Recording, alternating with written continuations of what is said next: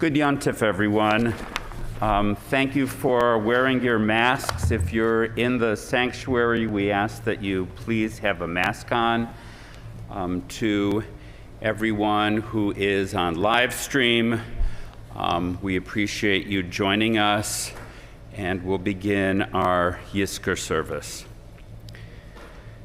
The yearly Yizkor service we have at Ohev Sholem is often the saddest time when we get together. We come to the service for many reasons, and the most common reason is to remember someone important in our lives that has passed away. It is one of the few services we have at synagogue that is reserved for a particular group of people. We never turn anyone away from a family service if they don't have children in the religious school, and we would never turn anyone away from a touch about service if they wanted to come with someone young. But Yizkor is different. No one really wants to be here, and yet many of us have an obligation to be here because of someone we loved. When I was a kid and would meet my grandfather at his Orthodox shul on Yom Kippur, long after the one at my Reform congregation ended, I would be ushered out of the sanctuary when the Yizkor service began. It was more of a superstitious kind of thing. Children shouldn't be there if their parents were alive. And then some years later, when my mother died, I was one of the younger ones that was at the Yizkor service, allowed to attend for the same reason that all of us are here, a reason that we wish didn't exist. Yizkor is a sad service.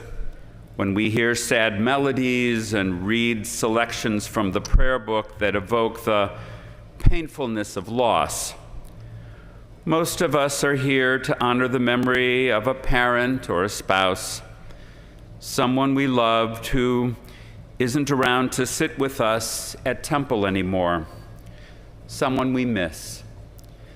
But Yizkor can also be a service of hope and a service of joy. Last year, when none of us were able to gather together for Yizkor and we were all in our own homes, I asked us to pick up an object that reminded us of someone we miss. Grandpa's Kiddush cup, perhaps, Grandma's candlesticks, or your mother's favorite vase that now belongs to you. For those of you watching on live stream, you still have that option. But for those of us in the sanctuary, we are alone with our memories. But that doesn't mean that we need to feel so sad. Because Yizkor is about memory and keeping memories alive. And if we really want to experience Yizkor fully and completely, we should allow ourselves a chance to smile or even laugh at something that our mother or father or Bubby or Zadie used to say or do, some memory they left us with, something to hold on to as Yom Kippur begins to fade into memory, something we can keep close to our hearts as the holidays draw to a close. My hope is that the memories you hold are fond memories, that you forget about the difficult ones, the memories of sickness or sadness, and find a way to experience Yizkor without feeling so sad. To find a way to be here or at home with your memories instead of your tears. May all of us share fond memories of those who have gone before us. May their memories be a blessing, and we say, Amen. Our service begins with Eli, Eli on page 540.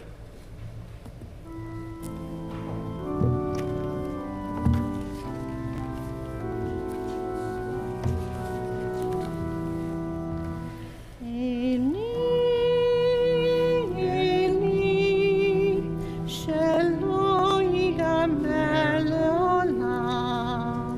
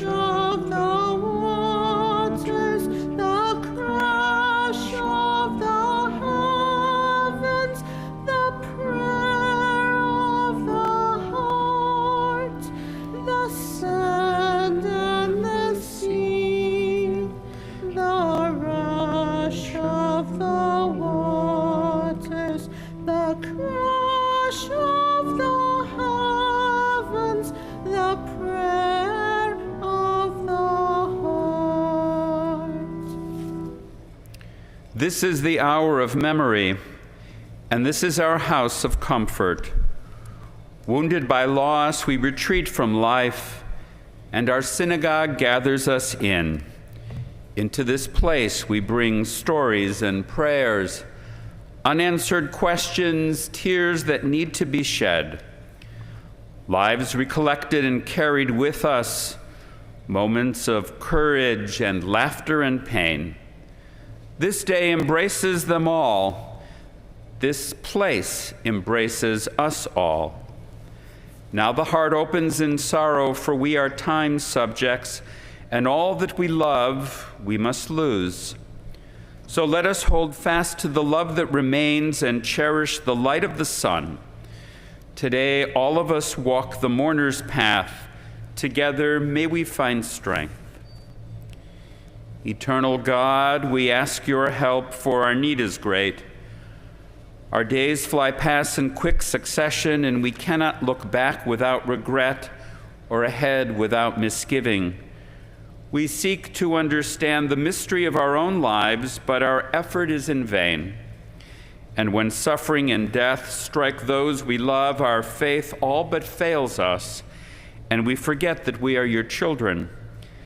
God, help us now to feel your presence when our own weakness and the storms of life hide you from our sight. Help us to know that you are with us still. Uphold us with the comfort of your love. Page 546. Our days, like the grass of the field, like flowers in the meadow, vanish in a momentary gust of wind, gone never to be seen again. But God's love is infinite and with us forever. God's goodness reaches far into the future. This is the gift of the covenant. Page 549. The death of a loved one is the most profound of all sorrows. The grief that comes with such a loss is intense and multifaceted, affecting our emotions, our bodies, and our lives. Grief is preoccupying and depleting. Emotionally, grief is a mixture of raw feelings such as sorrow, anguish, anger, regret, longing, fear, and deprivation. Grief may be experienced physically as exhaustion, emptiness, tension, sleeplessness, or loss of appetite. Grief invades our daily lives in many sudden gaps and changes, like the empty place at the dinner table, or the sudden loss of affection and companionship, as well as in many new apprehensions, adjustments, and uncertainties. The loss of a loved one throws every aspect of our lives out of balance. The closer we were to the person who died, the more havoc the loss creates. Love does not die quickly. Hence, to grieve is also to celebrate the depth of the union. Tears are then the jewels of remembrance, sad but glistening with the beauty of the past. So grief in its bitterness marks the end, but it is also praise to the one who is gone. Page 555. Adonai, how hard to fathom that we are worthy of your care, how astonishing your awareness of us. For we are like the morning mist, our days a passing shadow. At dawn we flourish anew, by dusk we wither and fade, sending us back to earth's dust. You tell us, return you who belong to humanity. If only we were wise and understood what lies ahead. For when we die, we carry nothing away. We leave our possessions behind. So mark the wholehearted, take note of the upright, for there is purpose in a life of integrity. Adonai, you replenish the lives of all who revere you, and those who trust in you never despair. Esa Enai, page 556.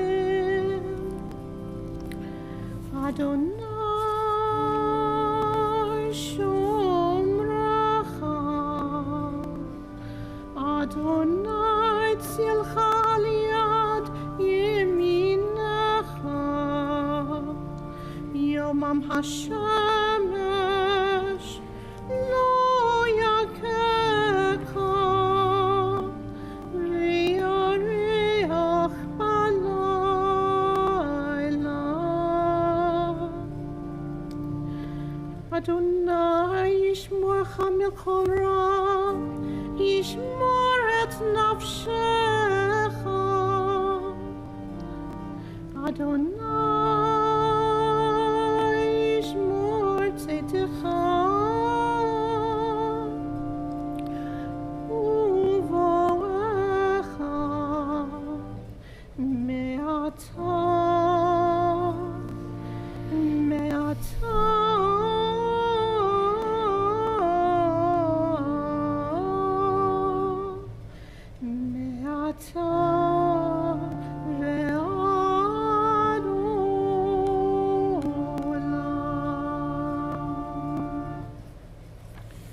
Page 564.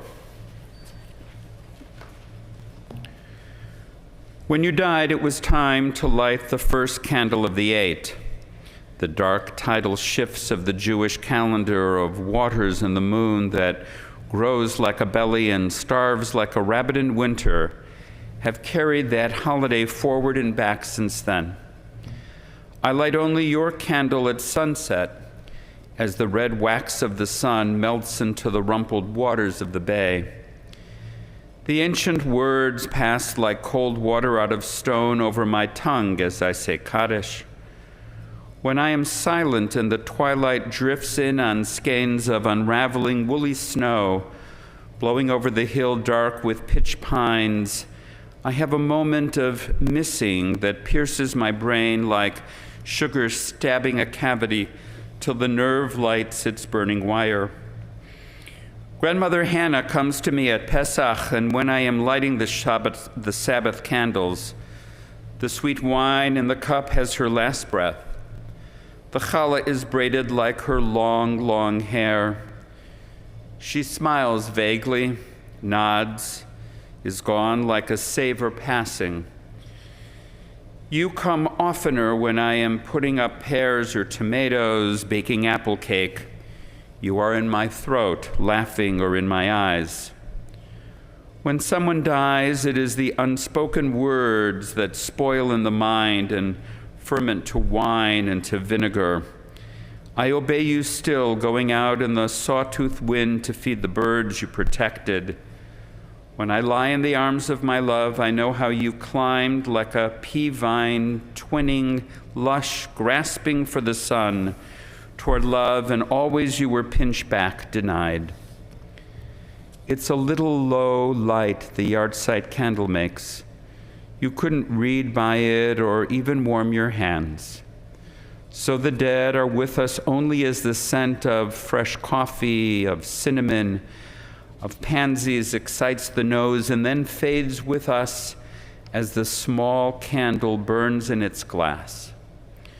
We lose and we go on losing as long as we live. A little winter, no spring can melt. Page 567, Yesh Kochavim.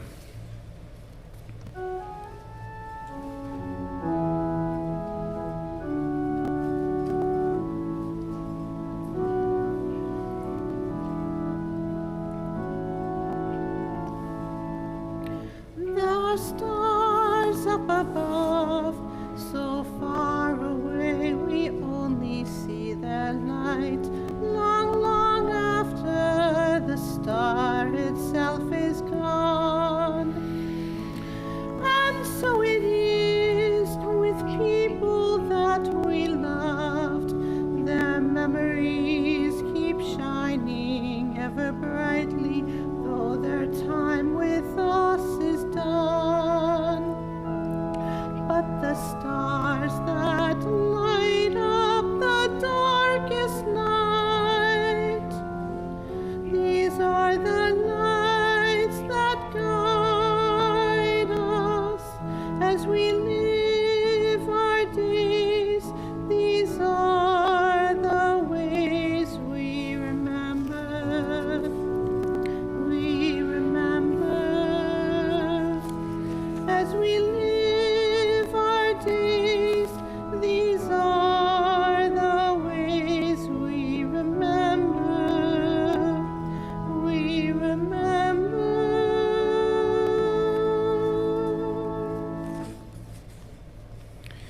Yizkor Elohim, we remember our own loved ones as we continue silently.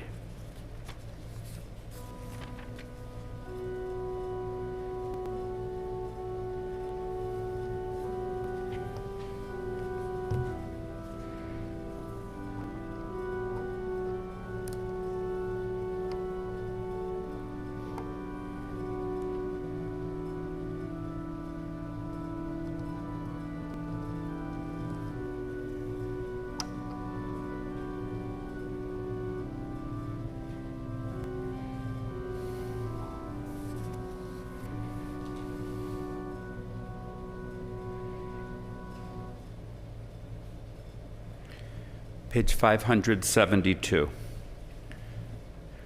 Rabbi Aaron Pankin died several years ago in a plane crash when he was the president of Hebrew Union College Jewish Institute of Religion, our rabbinical, cantorial, and educational school for the Reform movement. He wrote this beautiful meditation that I enjoy sharing every year at Yizkor. When we ask God to remember the souls of our departed at Yizkor, we request more than a mere mental act. We pray implicitly that by focusing on our loved ones' souls, God will take action on their behalf and save them from whatever pain they may be suffering, wherever they may be. At the same time, the implication is that this act of remembrance also constitutes a guarantee of Jewish continuity, well beyond just those we remember and far beyond us as well. In remembering and in asking for God's remembrance, we request divine help in continuing our people's trajectory beyond ourselves to achieve the ultimate aims of our people's history. Yizkor is, in the end, not a prayer for the dead, but a promise by the living. Page 581.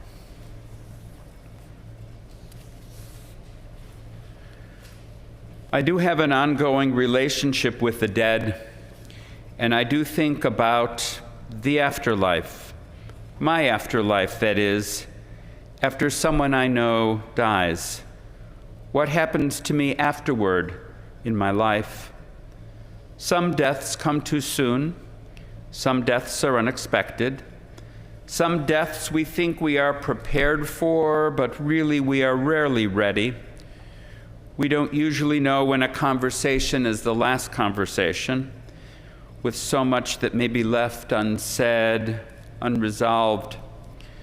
So in this afterlife of mine, I am still in relationship with people who have died. I miss them, I talk to them in my mind, I ask them questions about our relationship that I wasn't ready to ask them when they were still alive. I show off my accomplishments and wish they could witness them. And yes, I still have some of the same old arguments, still trying to prove my point of view. What helps me go forward? How do I resolve these lingering feelings? Here is what makes Yom Kippur Yizkor so special. This forgiveness prayer, devoted exclusively to those no longer with us, that comes late in the afternoon when we are tired, hungry, vulnerable, and open. During this Yizkor, I am given the opportunity to forgive myself for cutting off the last phone conversation with my father. I was always in a hurry. He always wanted to chat longer. And then he died. It's during this Yizkor that I have the opportunity to forgive my mother for her harsh ways, to let go of being angry for my sake in this world, if not for her sake in the world to come. For this Yizkor to be honest and meaningful, I don't want to sentimentalize those relationships. I don't just want to remember the ideals and the gifts they may or may not have passed down. I want to remember those relationships exactly as they were, and then be able to forgive myself and them for our failings, for what we never got a chance to repair or to finish. Page 585.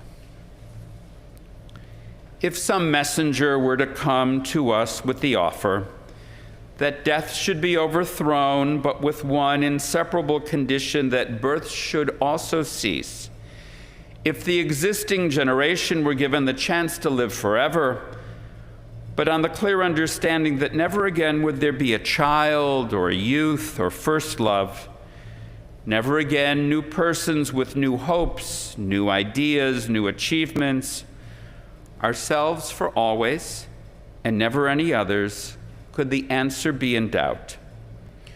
When we fear death's decree, let these bring us solace, the memory of loved ones who have gone before us, a vision of generations to come, through whom we reach far into the future beyond our own lives. We continue responsively on page 586. If life is a pilgrimage, death is an arrival, a celebration, the last word should be neither craving nor bitterness, but gratitude and peace. We have been given so much. Why is the outcome of our lives, the sum of our achievements, so little? Our embarrassment is like an abyss. Whatever we give away is so much less than what we receive. Perhaps this is the meaning of dying, to give one's whole self away. Death is the end of what we can do as God's partners in redemption. The life that follows must be earned while we are here. It does not come out of nothing. It is an ingathering, the harvest of eternal moments achieved while on earth. Unless we cultivate sensitivity to the glory while we are here, unless we learn to experience a foretaste of heaven while on earth, what can there be in store for us in the life to come? The seed of life eternal is planted within us here and now, but a seed is wasted when planted on stone in souls that die while the body is still alive. How can I repay the eternal for all God's bountiful gifts to me? When life is an answer, death is a homecoming. The deepest wisdom we can attain is to know that our destiny is to aid and to serve. This is the meaning of death, the ultimate self-dedication to the divine. Death, so understood, will not be distorted by the craving for immortality, for this act of giving away is reciprocity on our part for God's gift of life. For the pious person, it is a privilege to die. We continue now on page 593.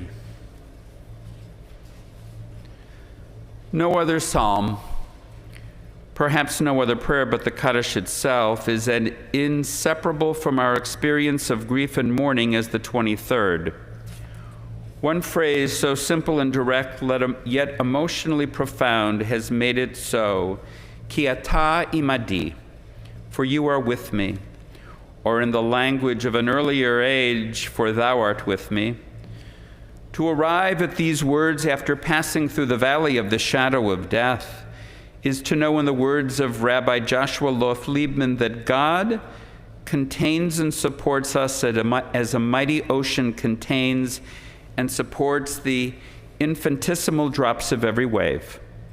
To arrive at those words is to feel at home in the cosmos, held and comforted, cared for and serene.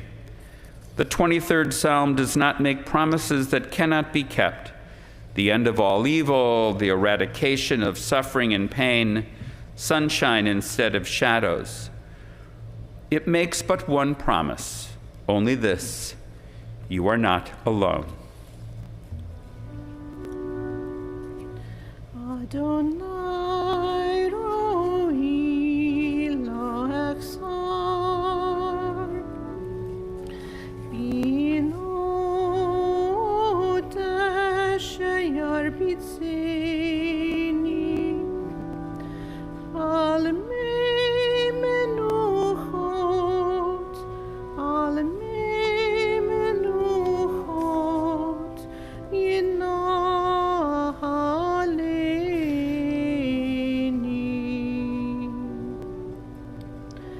Nafshi yishovev, yishovev, yancheni b'maglei tzedek, yancheni b'maglei tzedek,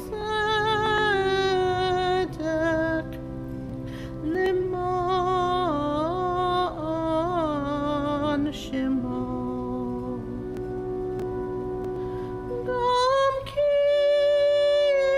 לך בגיץ על מוות לא ירא רע, כי אתה עמדי. שבטך ומשענתך עמה ינחמוני.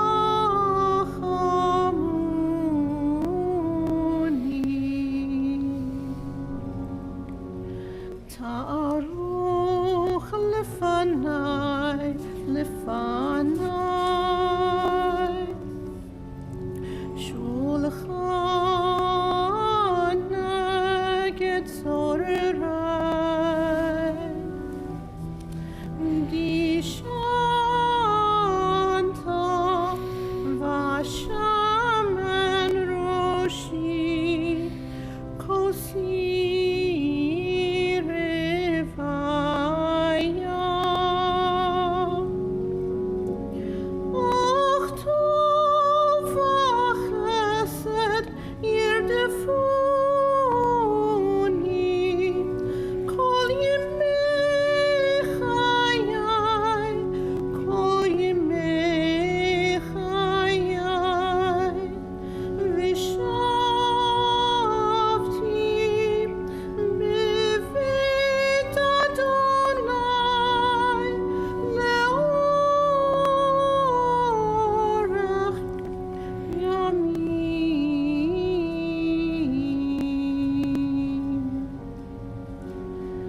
Adonai roi lo exalt.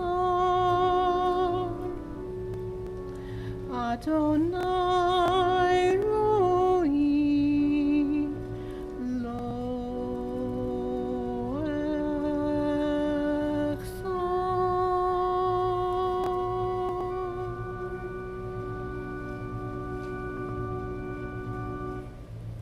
Let's recite these words of the 23rd Psalm together on page 594.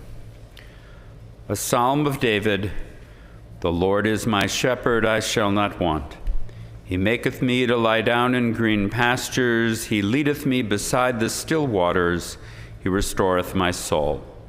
He guideth me in straight paths for his name's sake. Yea, though I walk through the valley of the shadow of death, I will fear no evil, for thou art with me.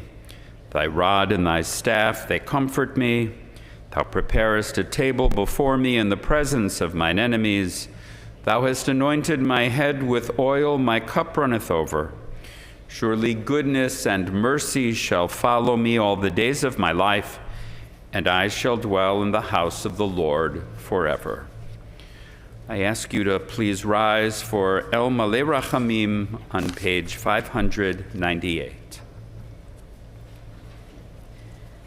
El Malei Rachamim shochen bamromim hamitzeh menucha nechona tachat kanfei hashechina im kedoshim u'tehorim k'zohar harakia mazhirim l'nishmot yakirenu shehalchu le'olamam ba'al harachamim yastirem b'setek nafav le'olamim b'yitzror hachayim et nishmatam Adonai hu nachalatam v'yanuchu b'shalom al mishkavam v'nomar Amen. Our thoughts turn to loved ones whom death has taken from us in recent days, and those who died at this season in years past.